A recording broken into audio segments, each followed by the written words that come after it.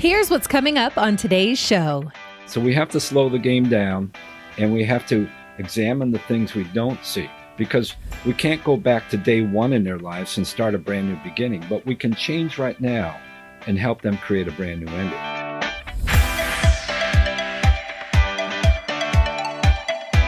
This is the Retire Happy podcast with John Amarino, fiduciary financial advisor at Securus Financial in the San Diego area, and Thomas O'Connell, president of International Financial Advisory Group, Inc. in Rockaway, New Jersey. Together, they'll be keeping retirement happy from coast to coast. Welcome back to another episode of the Retire Happy podcast. I am your host on the West Coast, John Amarino, joined by my esteemed co-host on the East Coast, Tom O'Connell. Tommy, how you doing, buddy? Hello, everybody. Hello, John. Hey, big congratulations to your son winning that Little League championship over the weekend. Yeah, thank you. Yeah, since we last talked, he was a starting pitcher through the playoffs, and they won their Little League championship. And then they also took home the Poway City Championship on Friday. So appreciate it. Yeah, nice stuff for Jake the Snake. Yeah. Brian Cashman is going to sign him soon. Yeah, well, speaking of killing it, the Yankees sure are killing it these days. Boy, they look like a football team against the Cubs this last weekend. Yeah, well, their day has been coming for a while, so it's about time. You guys had your decades of dominance. Try being a Padre fan. So, folks, enough baseball. We have a great guest on today's show. We figured, you listen to us ramble on and rant and rave, Tommy and I, for 45 minutes on the last episode. So, on today's episode, we have a guest. We're always big on knowledge. And who else better to have on knowledge than to bring the CEO and founder of the Wealth and Wisdom Institute, Mr. Len Reiner. Len has been in the financial industry for over 35 years. He's served on the advisory committee at Wayne State University School of Business. He's spoke at the Federal Reserve of Chicago's Money Smart Week for 2 years. And he's actually received the board's highest honors for his talks. And his talks are focused on the economic trends and shifts and the impact of government programs and regulations on the social fabric of our country. And last but not least, he's authored 7 books and has been on the publisher's bestsellers list. So I know Tommy's excited, and I'm excited for today's guest, Mr. Len Reiner.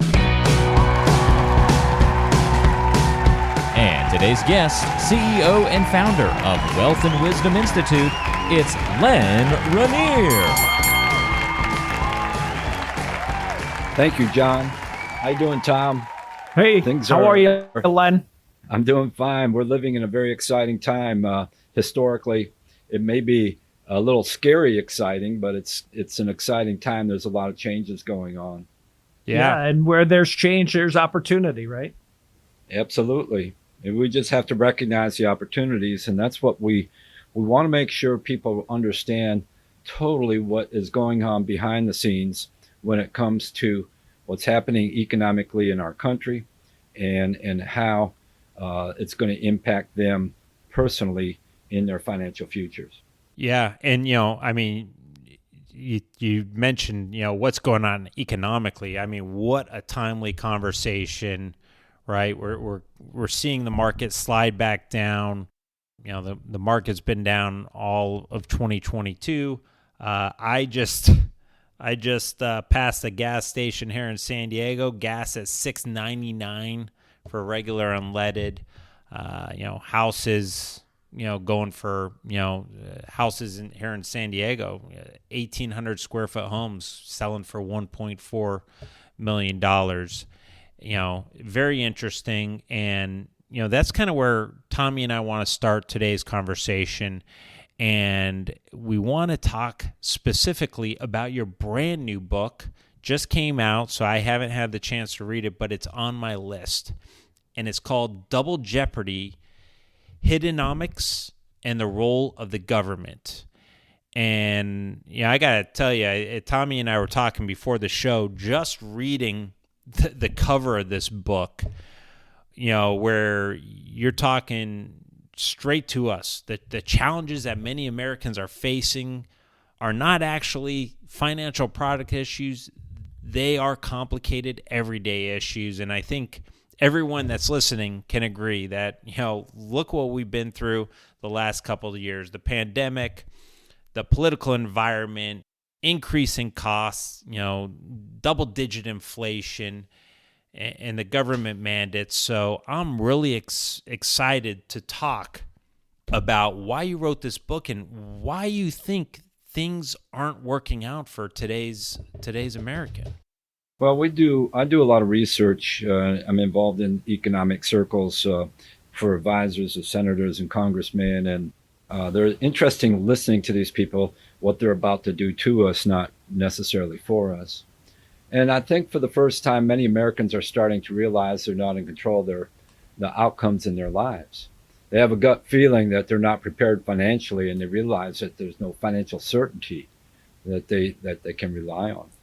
In order to master the solutions in our financial lives, we must first master the challenges and understand them, and have a total awareness of how it's going to impact us. Because without understanding this, the solutions that are given to us by the traditional financial thinkers will be destroyed. I mean, you have to have a full impact of this. Hiddenomics is simply an ongoing examination of the challenges and the myths and realities that surround the financial services industry. We have to address the issues, and in many cases, these issues are going to impact people's lives dramatically.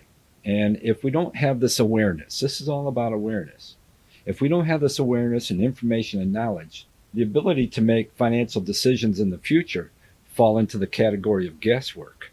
And so that was the purpose of the book. The book is not a solution-driven book. It's an awareness-driven book. And that way, your planner, people that you look at for your advice, if they don't have this information, I don't see how you can get the proper planning that you're looking for. And we have discussed this with a lot of people across the country, that there are 9 elements that will dramatically impact your planning results. And we list them under hiddenomics because they're not on the illustrations the financial people give you. They're not on the charts or the graphs. These are 9 elements that are in the background, pulling the strings from where you'll end up in your financial future. And the first 5 are really sort of a litmus test for people when they're looking at what they're doing in their financial lives. The first 5 of the 9 elements are risk, taxes, regulation, inflation, and depreciation of the dollar. We tag these as the core elements in your life. And when we look at these elements, these are going to dramatically impact your financial future. Let me give you a quick example. Does a 401k, putting money into a 401k, solve the client's and the public's problems of risk, taxes, regulation, inflation, and depreciation? Or did I just describe to you what it is? No and yes. Yes. Well, the core elements, the core elements is an interesting conversation in the book.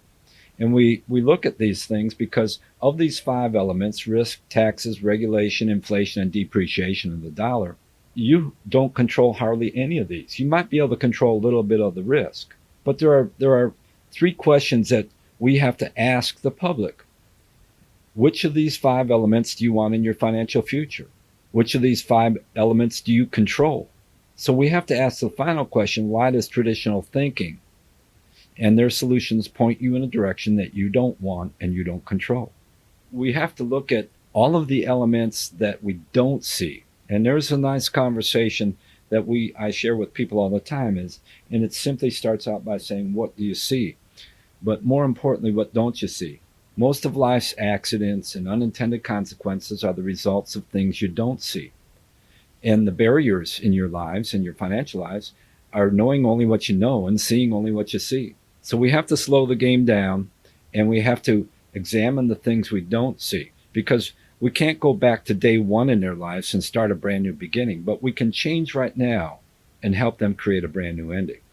Yeah, Right. and Len, that's a great point that you made is, people not being aware and having the information that they don't know. And I mean, Tom and I talk about this all the time, right? Tommy, people think retirement and retirement planning is just, okay, now I'm not working anymore. Now I'm going to collect Social Security and all's fine. They don't understand all the hidden intricacies, the marginal tax traps, and all these other things that go into the retirement planning that, Tommy, I've spent the better half of a decade, Tom, 3 decades, same with you, Lynn, really discussing it. And I think now more than ever, we are really in an information war. People need to get the correct information because, a lot of what's being spewed out there by the network business TV stations or network news is not the correct information. It's dramatized and, in my opinion, fictitious news or fake news. We have to get something very straight in our minds that their information is all in line to sell their products. It's about their Right. profitability, not yours. Right. And so we have to be aware of the elements that were going to impact us that they don't discuss with us. You're not going to find any of these hiddenomic elements represented on the financial illustration, the calculations, or the charts and the graphs. You're just not going to find them. And so if this is the hidden thing that's going to impact your life tremendously, there's 4 other hiddenomics that I'd like to share with you very quickly. And they are time, rates of return, the monetary unit, and accumulation. And these are the things that are very disturbing to me because if we take time times rate of return times monetary unit equals accumulation, this is the financial formula that the industry has used for 100 years. This is how they come up with their math. Now, we need to understand math. Math, when done properly, is always right. When it's done right. The problem occurs in the future that the math is right, but the elements 10 to 20 years from now around that math have changed dramatically. And we're not having this conversation. So we have to understand that the real, I think, change that we have to put into our training and our concepts is that buying power is more powerful than accumulation. Whatever they give me in a financial planning setup, I can't spend the accumulation number on that page. And what we have to understand is that accumulation is not something that you do in your everyday life. Where you live is in buying power. A quick example, if I may. If I had $300,000 in my 401k and someone told me I could get a 6.1% rate of return for the next 20 years, heck, I'd end up with $1 million. That sounds good, doesn't it? Yeah. But then we start looking at the qualified plan as one of the most powerful things we can do for our financial futures. But the day I retire, there's a knock on my door, and there stands the tax guy. And the tax guy wants about 25% of my $1 million of accumulation, not buying power, accumulation. So now I really don't have $1 million. I got $750,000. And if we slow the game down enough to realize that at 3% inflation over 20 years, my buying power has diminished from $1 million of accumulation to $415,250 of buying power. That's not a 6.1% rate of return over 20 years. That's a 1.65% buying power rate of return. And that's assuming no market risk. You're absolutely right. From a different perspective, let's take a look at that example. At 6.1%, we started out with $300,000 and we ended up with $415,000 of buying power. Real math says that only takes 6 years in that calculation. So what this means is out of your 20-year plan, 7 years of your 20-year plan went to paying taxes, and another 7 years was eaten up by inflation. So only 6 of those 20 years really benefited you. And that's what we're facing in today's world. These are the things, that we have to discuss with the client. The role of the government comes into play because they're the ones, when we look at risk, taxes, regulation, inflation, and depreciation of the dollar, we have to ask ourselves the question, who controls these elements? Is it you? Is it the financial services industry? Or is it the federal government? And the answer is always the federal government.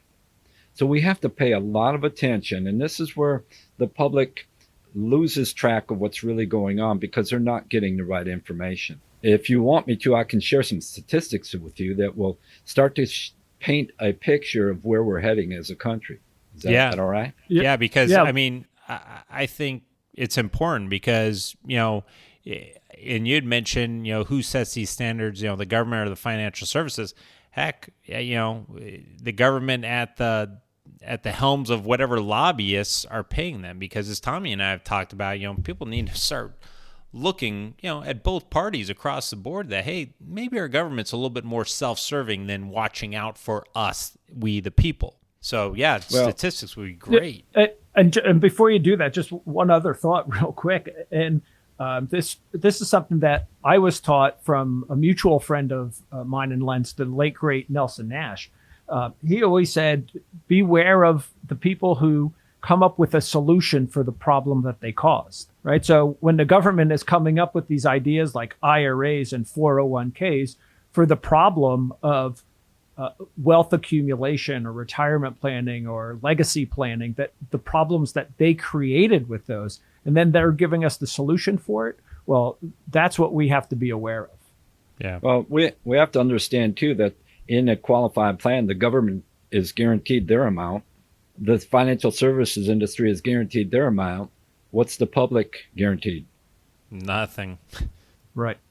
So we have to pay attention because in the book, the new book, Hiddenomics, and in Double Jeopardy, there's a little section called Washington is Broken. And this is something that we put out 10 years ago, but everything came true. But we must pay attention to the patterns and the direction that we're heading, because in the year 2000, the U.S. government debt was $5.67 trillion. In the year 2021, it hit $28 trillion.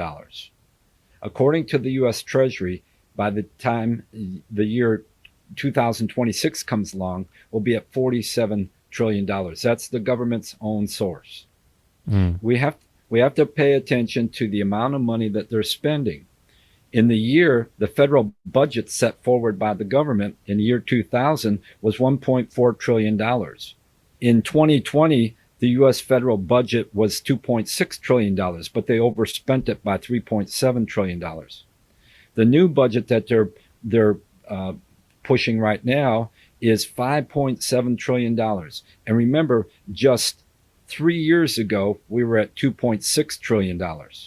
The one thing that really bothers me when we're doing the examinations of the economy is that the debt is going to increase over the next few years, by 60%. The number of new taxpayers entering age-wise and into the workforce is going to increase by 8%. There's something wrong here when the debt increases 60% and the number of new taxpayers increases only by 8%. What is that picture going to look like? That's a big negative number. Yeah, it is.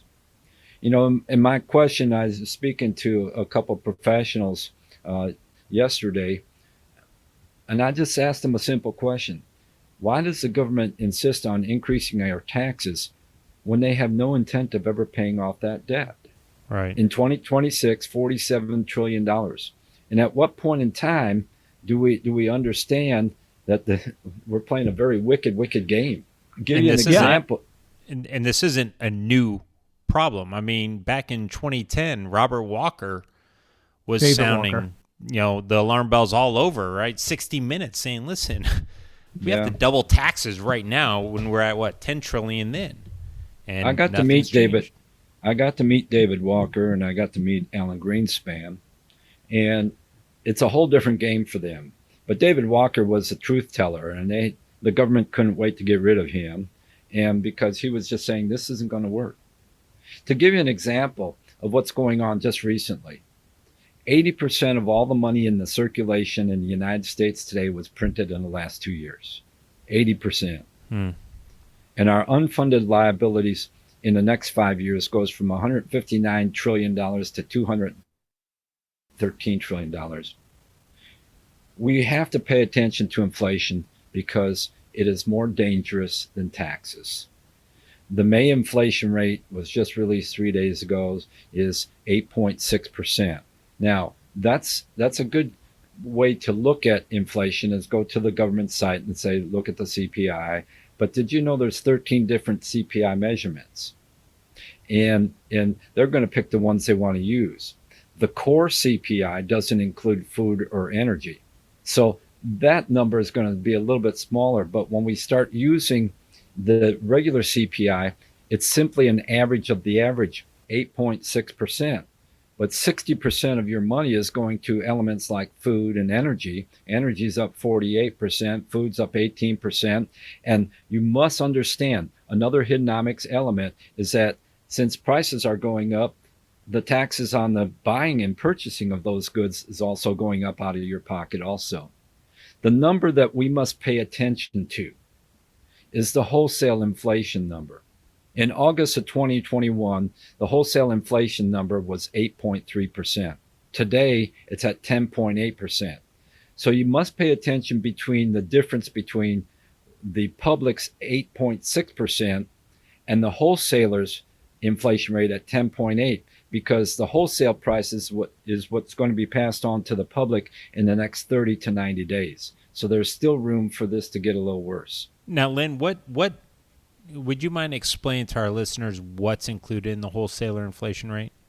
Well, they take a look at production costs, the elements. They use some of the basket of goods, what they used to use as a fixed basket of goods, to utilize their summaries.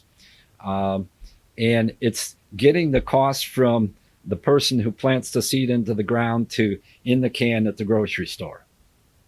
And it's the cost that's going up. There are some costs that we don't even think of, when we even talk about food, because the cost of fertilizing is almost doubled recently. But then everything moves by diesel.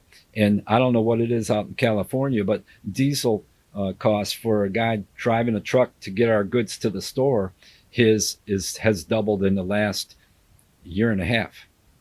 These costs are passed on to us. Right. Yeah, well, I was at we were at a restaurant couple of weeks ago, and right there on the bill, 4% inflation adjustment. Yeah, and inflation is the thing that is going to kill you. I mean, when we look at inflation, the government keeps changing how they measure inflation. If we use the 1980 model in today's world, inflation would be 16.9%. If we use their 1990 model, real inflation would be 11.4%, but they're still insisting that we're at 8.6%. The interesting thing about, because we get our news, financial news, in snippets of like 30 seconds. They talked about 2 days ago, they came out with the number 8.6% inflation over last year. Okay, but what if we took a look at 2 years ago? The wholesale inflation rate and the regular core inflation rate in May of 2020 was 0.1%. Now it's 8.6. And so in 2 years, just in 600 days, we have seen the inflation rate go from 0.1% to 8.6. That's, hundreds of percentage rates of return on inflation. And so we're watching that very carefully. And we have to, if you don't pay attention to this, you're going to get buried. And the same thing as home prices. You're out in La La Land. Well, you're south of La La Land, but in California, in San Diego, the average home price across the United States in the year 2000 was $165,000. The government is projecting the average price of a single home in 2026 will be $671,000. Now, wow. Let's put that into perspective for the average American, because in October of 2021, a $500,000 house would be about $2,100 a month. We go out 6 months later into 2022, March of 2022, that $2,100 doesn't buy you a $500,000 home anymore. It buys you a $395,000 house. 30 days later, with the increase in interest rates, at $2,100, you can afford a $370,000, not a $500,000 house. And this week, they're going to increase the interest rates. The feds are going to increase their interest rates by 0.75 of a point. So we're going to see 7 and 8% interest rates in mortgages on homes. And at 6%, you'll be able, $2,100, you'll be able to buy a $355,000 home, not a $500,000 house. Yeah, and you mentioned just like the whole trickle down effect on that. I mean, you look at, okay, now house is $1.5 million. Well, now guess what's being collected now? More property tax and just the cost of goods and services, right? We're paying a higher sales tax, but then if we're talking retirees, now your withdrawal rates are going up. You're taking out more money. Your IRA is being taxed more. It's just the whole trickle down. And like you said, I mean, inflation. It is the most insidious tax because it erodes the purchasing power. And it does it. And it does it without people even looking or seeing it. That's And so, like you jump on there, John, with what you were saying.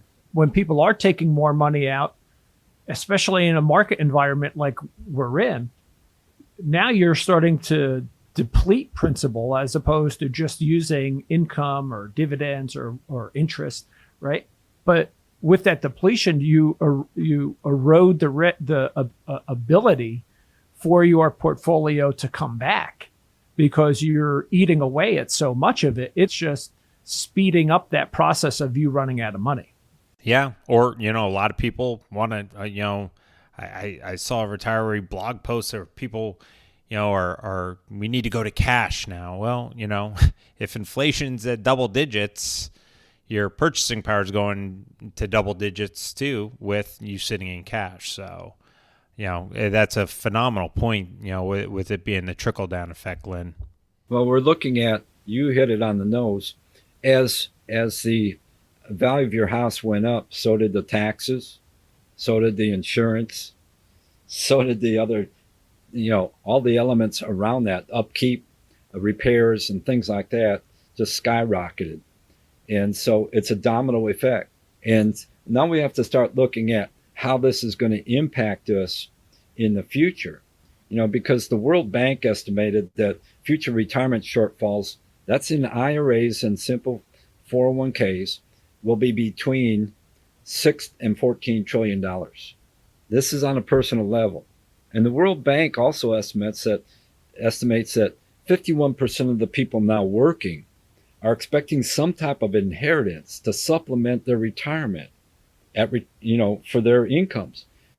25% of that 51% of people are expecting that inheritance to be 100% of their retirement. And so you can hope and dream all you want, but if you're not going to ensure the value of your family right now, as the rich do in estate planning and things like that, they preserve the value of their livelihood by supplementing, some programs to pay off the taxes when, it's passed on to the next generation. But when we take a look at what the government told us, even just 5 years ago, this is interesting. This is from their own site. The government took in the year 2017, just 5 years ago, $1.9 trillion in income taxes. They estimated back then that in 2022, they would take in $2.7 trillion, which was a 50% increase over that 5-year period. The reality is, right now in 2022, we're at $3.8 trillion in income taxes. So they missed their estimates by almost 40%. And I'm just wondering what other estimates they are missing, because in the same study, they said in 2017 the debt in the United States was $20 trillion, and they estimated that at the end of 2022 the debt would be $23 trillion, and we're sitting at $30 trillion now and expected to go up to $47 trillion in the next 5 years. So these are the challenges that a planner without this information is simply doing guesswork. And I'm not degrading anybody. I'm not saying that, I'm just challenging the process in which we have been following all along. And we can't continue down the same path when things are turning over like they are right now. I've been a student of Len's for probably about 10 years or so now, and I'm a member of his Wealth and Wisdom organization. And I've talked about on this show and with clients, I talk a lot about ensuring the legacy, like what Len just mentioned a couple of minutes ago. And he's the one who taught me how to read the CBO chart that he just read off to you. We've talked in other podcasts, we've talked about not only what the government says they're collecting now, but I took it from 2021 out 5 years from now. And 5 years from now, in 2027, they're expecting to be collecting another 40% on top of the 50% from 2017. So, we're looking at 100 to 150% tax increase. And Len's just talking about income taxes. We're not talking about anything else. We're talking about personal income taxes. And as he mentioned at the very beginning of this podcast, we are in a declining workforce. We have fewer and fewer people in the workforce. By 2027, the 90, I think roughly 90 to 95% of the baby boomers are going to be at 65. 65 is quote unquote the retirement years. So when we have a negative workforce, and we have taxes that are going to probably, by government accounts, only going up 40 or 50%, but in reality, it'll end up being probably 70 to 100%, right? One of the things that Len has drilled into me and the people that are part of Wealth and Wisdom, and one of the things that I try to drill into everybody on this podcast in client meetings, is we have to ensure, or we have to be responsible for that financial legacy, because no one else is going to do it for your families. Len, I'll let you expound on that a little bit, I think. Yeah, I think people are looking for certainty. As I said in the very beginning, there's no financial certainty they can rely on. This is guesswork at this point in time. And then when we look at the core elements, we're saying who really controls this, and each one of those steps, risk, taxes, regulation, inflation, and depreciation of the dollar, is eating away at your ability to put, money away. One more example of this is in the book, there's a little section called Recalculating Miscalculations. And it's simply looking at putting $250 a month away into a qualified retirement plan. This is typical of what we get. And if you could get a 6% rate of return over 30 years, you know what, John, Tom, you'd end up with $250,000 30 years later. And then it goes on to say, well, we better start recalculating because we've got to take taxes out of this. So I retire 30 years later with my $250,000 accumulation, and the government wants 25% of that when I retire. So now my retirement account after taxes leaves me with $177,000. And then once again, we've got to start recalculating for inflation. Unfortunately, at 3% inflation over those 30 years, it's reduced my buying power to $77,247 from $177,000. So I have to ask the question, wait a minute, 30 years ago, I put in $90,000 of my money to end up with $77,000 of buying power.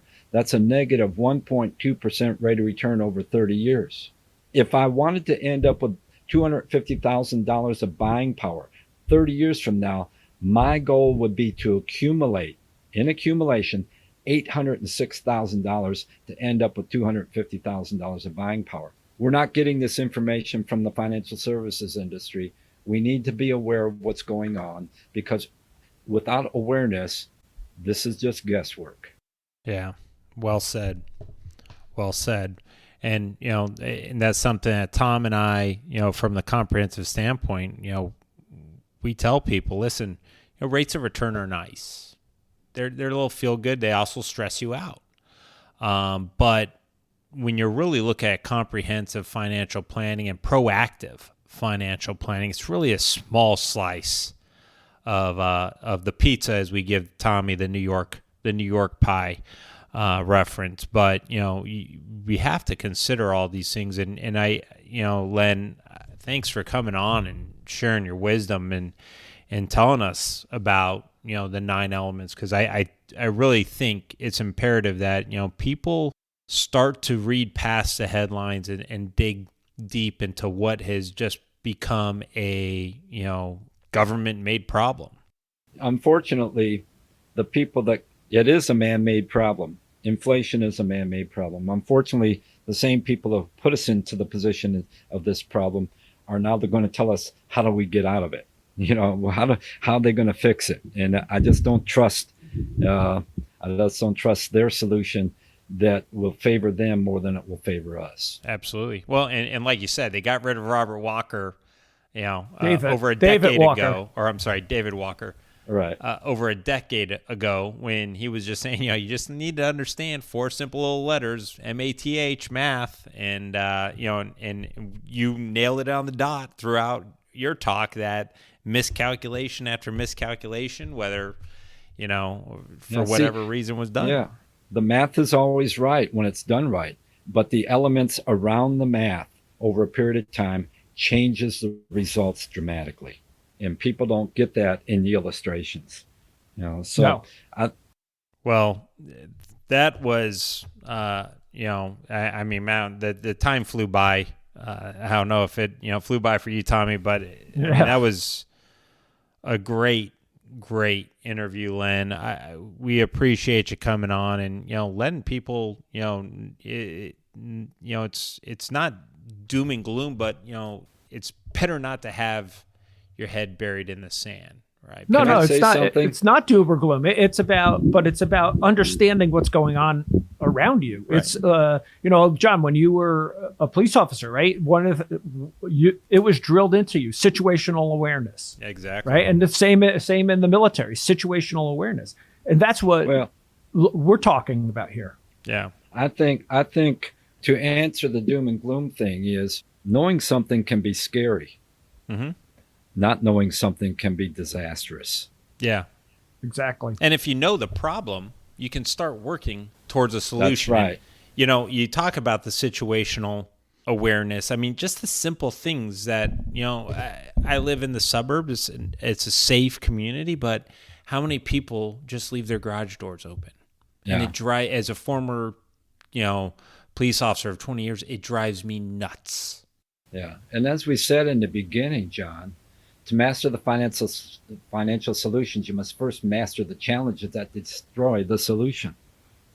And so what we're talking, and Tom hit it when we talk about generational planning. I mean, I was able to, with my kids, sit down with them, and we created, they own it, but we've ensured my value.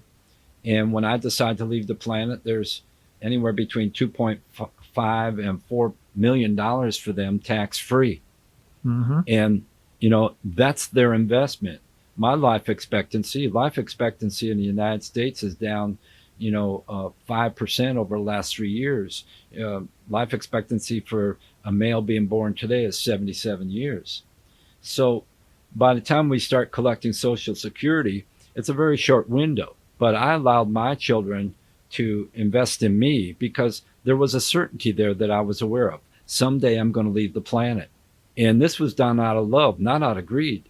And simply, they started putting, between the 4 families, they put in their share, and the $2.5 million is owned by them, which means now with my grandchildren, they have the ability to pay for education because they can use that $2.5 million because it is a certainty as leverage for things they want to do in their lives today. Right. I talk about that with folks too, Len, and I learned a lot of this from you. And one of the things that people have to understand is that, time is an asset, right? And like you said, we have to leverage it, and we have to. And that's right. The best leverage is the shortest amount of time. Well, and that's the funny thing that we talk about the challenges, the industry, and listen to the words they use: money under management. the financial service industry wants to hold your money for the longest period of time. Now, there's a conflict here because my goals for my client is to achieve their goals in the least amount of time. Who's going to win this game? And if you start understanding leverage, there are many aspects of your financial life that have leverage you haven't even thought about. When we talk about moving the ball down to the next generation in the family, if my parents were alive, I would have invested in their livelihoods as much as I could. And I'm allowing my children to do that now, knowing that my value is high today, but 10 years from now, things diminish as you get older and they end up in a garage sale. That's where all your net worth ends up being if you don't plan properly. Right on. Yeah. Well, those are words to definitely end the show on. I mean, that was powerful. And Len, we thank you for all your knowledge. And before you leave, I want to tell everybody, if you get a chance, you need to go out, get Len's book, Double Jeopardy, Hiddenomics, and the Role of the Government. And Len, if our listeners want to read this book, where can they find it?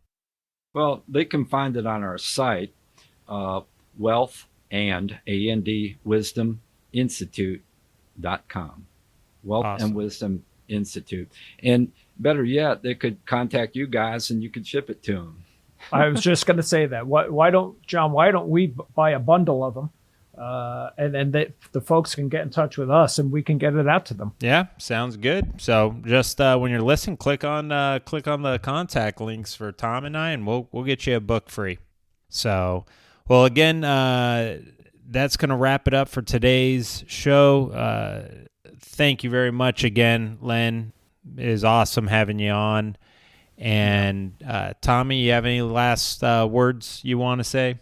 I just want to thank Len for not only today, but for the years of friendship and the years of mentoring. I've seen Len almost annually up until the coronavirus hit. I would go to his programs, and there wasn't a time that even in our phone conversations, there isn't a time that I don't walk away having learned something great that I can use with my family, with my clients, with the general public on podcasts like this. So I have a profound thank you to you, Len, for everything Tom, that you've done for me. Tom, you're a great practitioner. I envy your clients because you're on the right path. And I think this information that you guys are putting out is the center point of thinking and making good, sound financial decisions. Well, that's what the Retire Happy podcast is all about. So, folks, that's going to wrap it up. Until next time, let us help you make sound financial decisions. Take care. Bye, everybody. It's easy to get in touch with John and Thomas. If you're more on the West Coast, give John a call at 858-935-6210. That's 858-935-6210, or go online to GoSecurus.com. That's GoSecurus.com. If you're more of an East Coaster, then call Thomas, 973-394-0623. That's 973-394-0623, and online at internationalfinancial.com. That's internationalfinancial.com. And you can, of course, always just check the description or the show notes section of today's show for all that contact information. Don't forget to subscribe on your favorite podcasting apps, and we'll see you next time on the Retire Happy Podcast.